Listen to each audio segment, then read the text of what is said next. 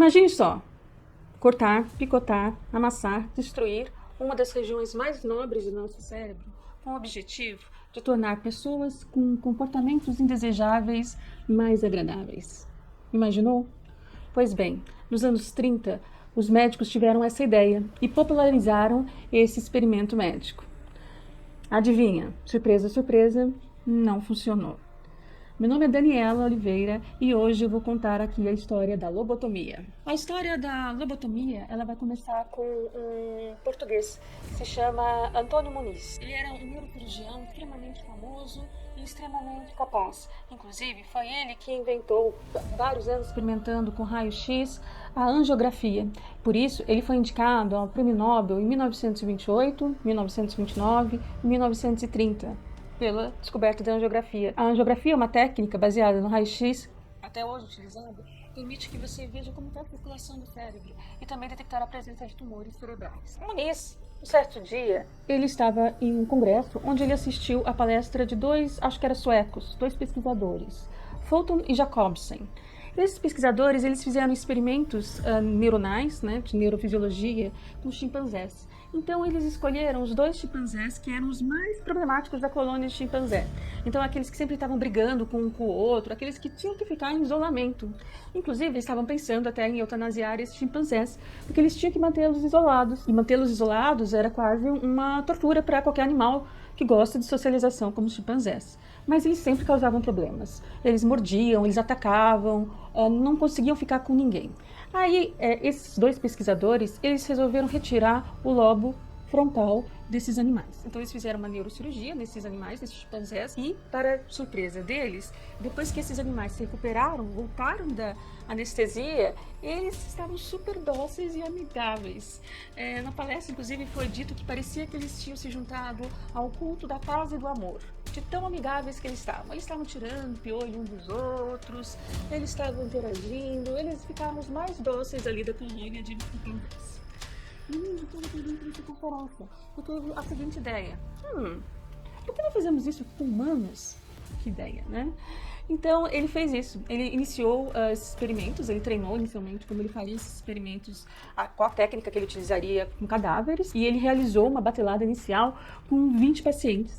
Inicialmente a técnica dele era um pouco diferente, ele injetava aqui, ele abria orifícios aqui, nessa região aqui parietal, nessa região aqui, e no centro cirúrgico ele injetava álcool, mas ele viu que não era um bom procedimento. Então ele passou a fazer cirurgia com um instrumento que ele desenvolveu, que é um instrumento cilíndrico, para conseguir penetrar ali no cérebro, e tinha um arame circular que ele conseguia mover para destruir o quê? Para destruir a conexão do córtex frontal com o tálamo. O tálamo é uma região que junta várias conexões de várias partes do cérebro e integra elas. E o córtex é a região responsável pela nossa cognição, pelo nosso senso de consciência, pela nossa personalidade, basicamente.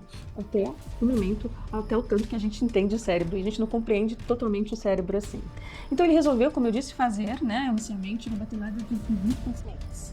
E desses 20 pacientes, os relatos não parecem ser muito confiáveis. Não há relatos realmente confiáveis sobre esses 20 pacientes. Mas ele disse que 7 foram totalmente curados, 7 melhoraram e 6 não tiveram alteração nenhuma. Nessa primeira batelada, ele insistiu que nenhum paciente ficou em estado vegetativo ou morreu, E ele escolheu esses pacientes. Na verdade, o Muniz, ele era criterioso quanto à escolha desses pacientes. Esses pacientes já eram pacientes institucionalizados e eles tinham problema de violência e suicídio. Os dois critérios que ele utilizou para a escolha desses pacientes. A cirurgia que o Muniz fazia, ele chamou de leucotomia, ela era extremamente controlada. Ela era feita no centro cirúrgico, ela era controlada, e no final da sua carreira como leucotomista, esse procedimento chamava leucotomia, ele relatou que 6% dos pacientes morreram ou ficaram em estado vegetativo.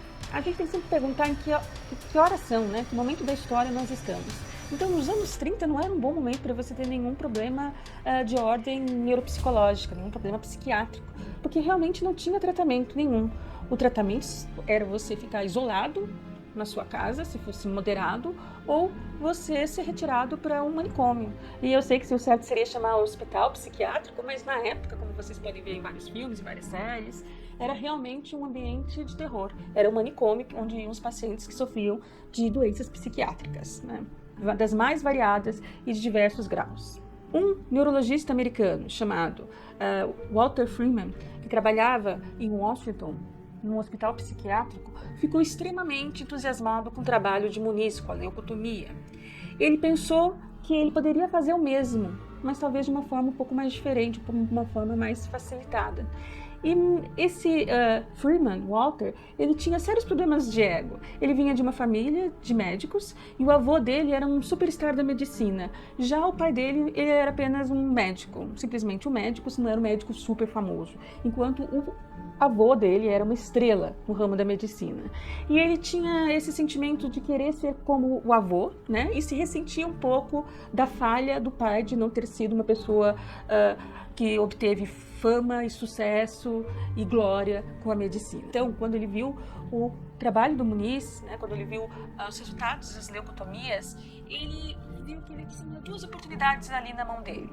Uma, dar uma solução para os casos que ele via, né, nos asilos, as pessoas que se acumulavam ali nos asilos, que eram jogadas ali nos asilos e passavam ali para o resto da vida, as pessoas que também estavam fora dos asilos, mas sofriam, reclamavam de problemas mentais, e também a sua chance de ser famoso como o seu avô, ou talvez até mais famoso. Aí ele resolve contactar seu amigo, que era um neurocirurgião, o James Watts, e fala: James, você não sabe o que está acontecendo lá em Portugal?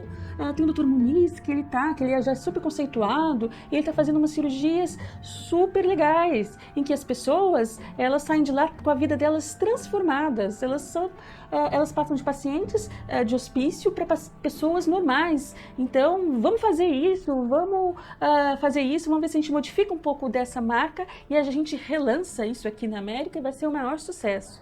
E o James topou a parada. E eles trabalharam inicialmente com cadáveres. Então, eles resolveram modificar um pouco a técnica para que eles pudessem lançar aquela técnica como se fosse deles. Tanto é que passou a ser chamada de lobotomia. O procedimento ainda era feito em ambiente cirúrgico, com anestesia geral, com toda a asepsia, né, um ambiente hospitalar. Só que eles faziam, em vez de remover parte da calota craniana, eles faziam 2 furos e faziam a desconexão do lobo frontal com o tálamo, né, dos 2 lados. E eles então começaram a chamar isso de lobotomia. E aí eles lançaram isso. O Walter, que queria fama, ele era extremamente bom com a mídia, extremamente bom em fazer marketing, extremamente bom em se autopromover. Afinal, o que ele queria era ser uma pessoa de sucesso.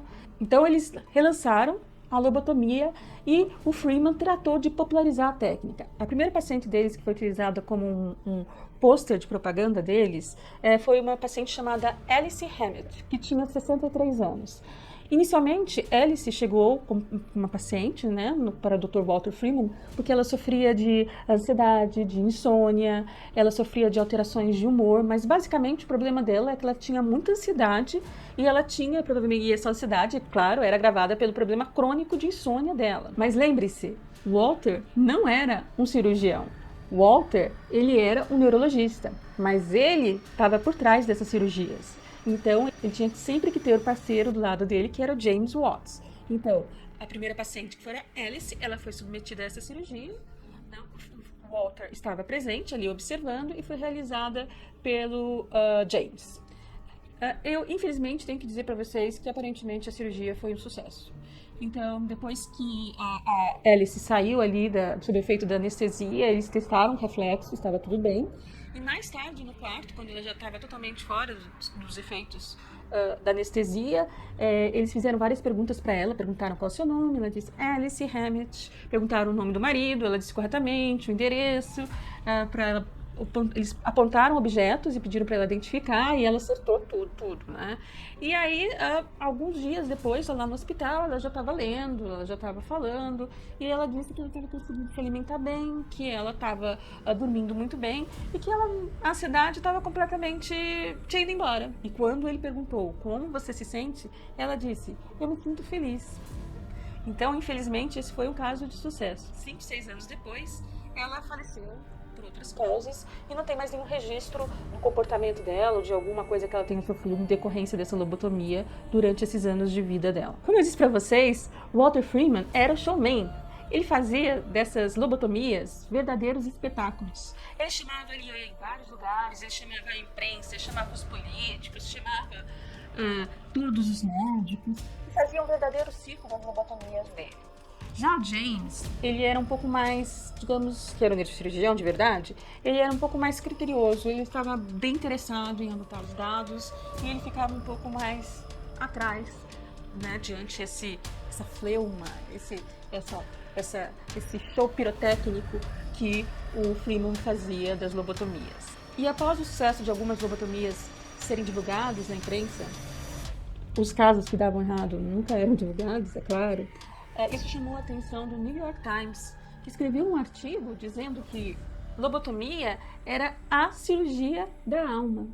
Então, o New York Times dizia que se você, por acaso, tivesse depressão, se você tivesse medo de envelhecer e das consequências de envelhecer, ou se você estivesse um pouco desanimado com a sua vida após o casamento, se você tivesse realmente esquizofrenia, no conceito que a gente conhece hoje, que é uma incapacidade de conviver com a realidade, né? Uma incapacidade grande e contínua de conviver com a realidade, ou também se você tivesse uma simples dor de cabeça, né?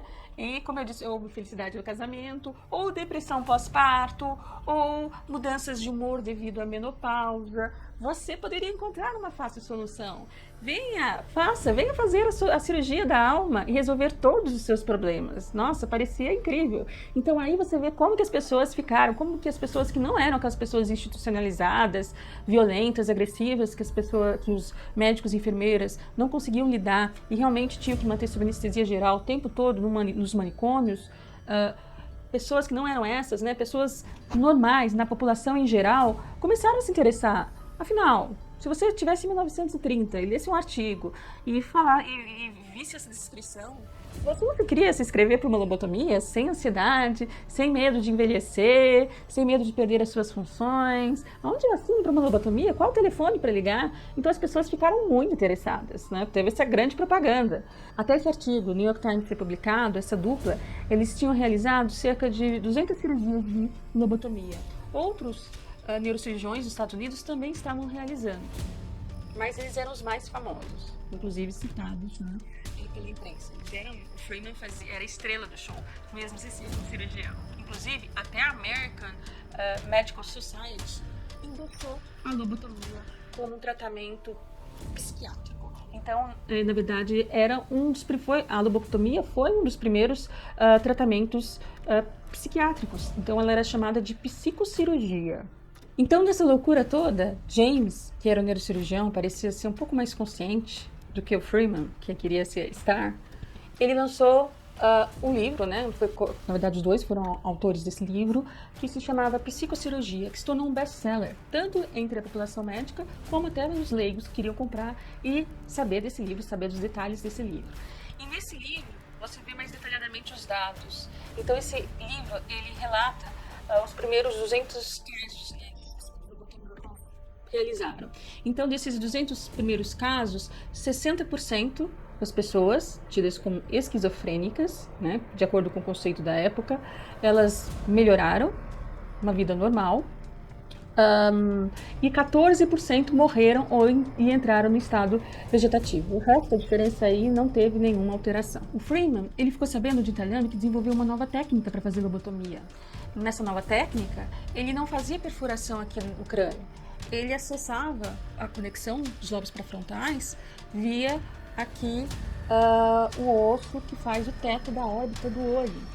Então, com uma ferramenta, ele abria o olho do paciente, colocava um instrumento e esse osso que aqui faz o teto da nossa órbita, ele é muito fininho. Então, não basta qualquer impacto que você já consegue acessar ali o cérebro. E foi essa técnica que esse italiano fez.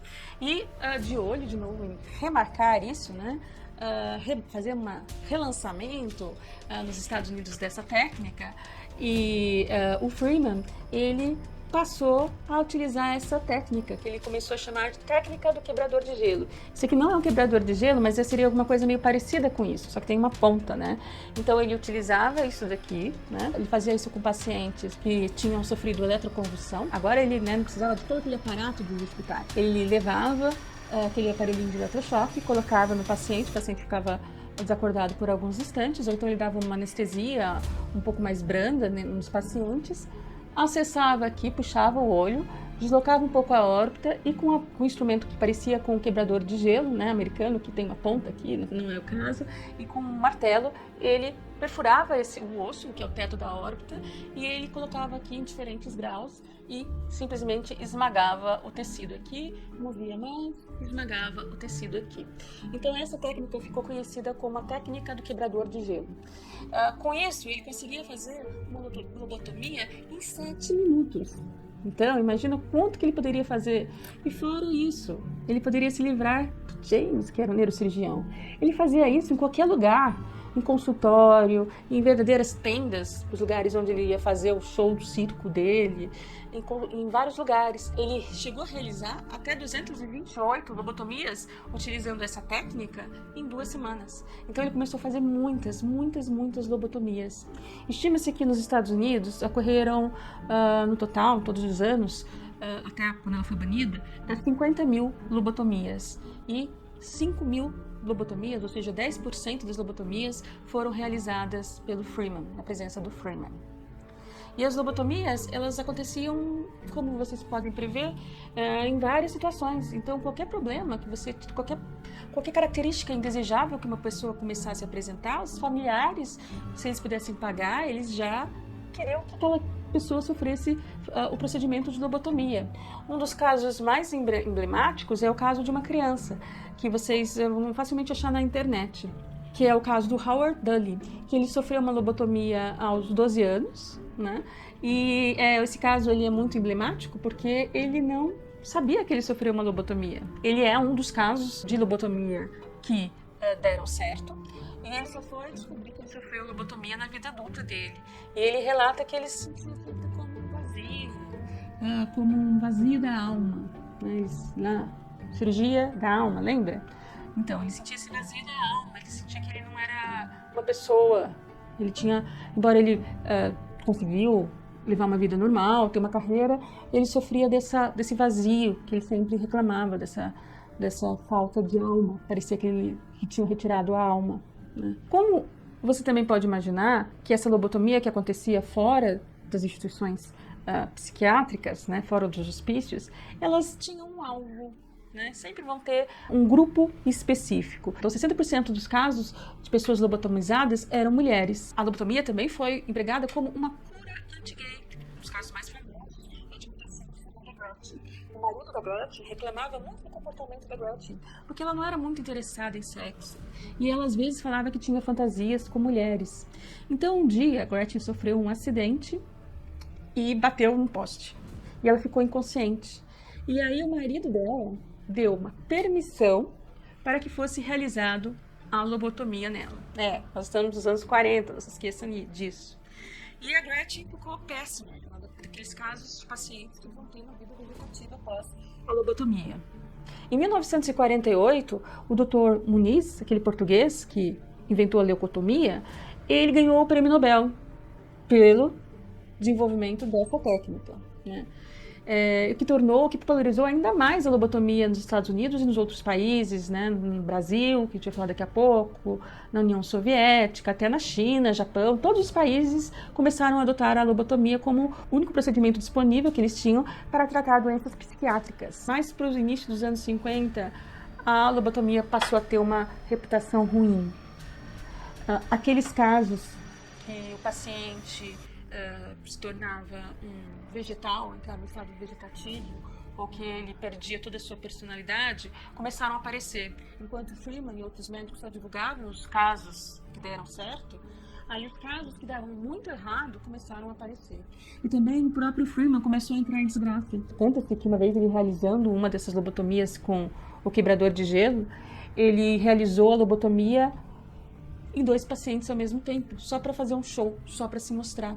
E uma vez ele realizou uma lobotomia e ao posar para uma foto, ele acabou acessando uma artéria orbital no olho da paciente que morreu ali na hora, na frente da imprensa. Então a popularidade tanto do Freeman quanto da lobotomia passou a cair.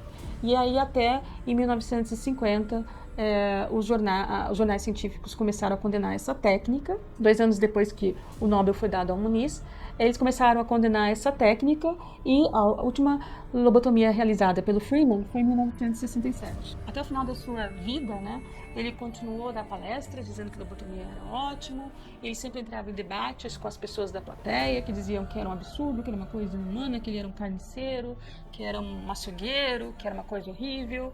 E no final de tudo ele morreu com câncer, infelizmente. Ele morreu sem a fama dele, que ele tanto almejou. Na verdade, ele morreu com uma péssima fama e sem dinheiro. Ele passou os seus anos finais com câncer viajando nos Estados Unidos numa van, que onde muitos diziam que ele ainda realizava essas lobotomias, mesmo sem a permissão, e outros diziam que ele visitava os pacientes que tinham sido curados pela lobotomia. E no Brasil? Como é a história da lobotomia no Brasil? A técnica da lobotomia ela foi trazida pelo neurocirurgião do Hospital Psiquiátrico do Juqueí. A primeira lobotomia foi realizada no Brasil em 1936 e a última vez foi em 1956. Um pouco antes disso, a maior parte dos países já tinham banido a lobotomia. E acredita-se que aproximadamente 1.000 pacientes brasileiros tenham sofrido esse procedimento cirúrgico abominável. A lobotomia ela teve seu fim, né, quando os casos começaram a aparecer, e também no início dos anos 50, onde surgiram as pílulas para tratamentos psiquiátricos, antipsicóticos, antidepressivos, calmantes. Todo mundo preferia tomar uma pílula ao invés de submeter a uma lobotomia que poderia deixar você no estado vegetativo, pior ainda do que você estava. Então é isso, é uma história horrorosa, a história da lobotomia, que durou algumas décadas. Infelizmente ela faz parte da história da ciência e faz parte da história da medicina. Ela entra como o primeiro tratamento efetivo psiquiátrico. E é muito estranho, né, você perceber que o tanto que ela foi aplicada, especialmente nos Estados Unidos, onde ela foi muito popularizada. Ela foi utilizada como uma maneira de controlar as pessoas, como eu disse antes, né, de você pegar as pessoas que eram um pouco mais selvagens e modificar o comportamento delas para que elas se tornassem mais dóceis. Existem casos famosos de pessoas que foram lobotomizadas. Os 2 casos mais famosos, um é da Margaret Kennedy, que era uma Kennedy, e ela foi lobotomizada e o resultado porque ela tinha um déficit intelectual, ela já nasceu com um pequeno déficit intelectual, mas ela foi alfabetizada, ela chegou a completar os estudos dela, a educação dela, só que ela tinha um comportamento indesejado. Quando ela foi terminar os estudos no colégio de freiras, as freiras relatavam que ela era muito assanhada. Então, o pai dos Kennedys resolveu que ela sofreria uma lobotomia, que deu totalmente errado. Ela foi totalmente estado vegetativo, numa cama, e ficou escondida no hospital psiquiátrico por anos, né, até a morte do pai. E um outro caso de uma pessoa famosa que sofreu a lobotomia foi a Evita Peron, nos seus últimos dias. A lobotomia dela foi mais ou menos bem sucedida. Nos seus últimos anos ela já não estava muito bem, aí ela sofreu a lobotomia e ela chegou a falecer depois de alguns anos. Então, assim, de fora tinha muita fofoca se ela teve lobotomia ou não teve lobotomia. Ela sim teve lobotomia, mas de fora as pessoas notaram uma grande mudança no comportamento dela e nem se sabe por que ela teve lobotomia. Então essa história da lobotomia ela é muito triste, né? Ela foi uma tentativa de curar pessoas que sofriam. Toda doença psiquiátrica traz um grande sofrimento para a pessoa, para os familiares, para as pessoas que estão envolvidas com aquela pessoa, mas ela deu muito errado e também foi utilizada como uma forma de controlar o comportamento das pessoas. No final, as pessoas que não estavam hospitalizadas e sofreram lobotomia eram mulheres que precisavam de terapia, pessoas com comportamento um pouco mais desafiador, ditos selvagens, né? Pessoas mais diferentonas. Basicamente, todo mundo, né? Hoje em dia poderia ser um dos candidatos nos anos 40 à lobotomia, se tivesse dinheiro para pagar. Bom, esse é o final da nossa história. Espero que vocês tenham achado interessante saber sobre essa técnica horrível, que aparece várias vezes em filmes. A própria série Hatchet Ela relata muito a história do quebrador de gelo utilizado nas lobotomias e retrata também como era o ambiente dos hospícios na década de 40. Então vale a pena quem não viu ver essa série. E também American Horror Story também relata como era esse ambiente. Como vocês notaram, o episódio de Ciência, Horror e História de hoje é super especial. Ele tem produção profissional e uma edição profissional, que foram feitos pela Spectrum, aqui de Brasília. Então, os meus agradecimentos a Spectrum, e vão lá no YouTube deles e tem um monte de vídeos sobre divulgação científica que vocês vão adorar conhecer. Afinal, conhecimento não ocupa espaço. Espero que vocês tenham gostado e até o próximo episódio de Ciência, Horror e História. Tchau!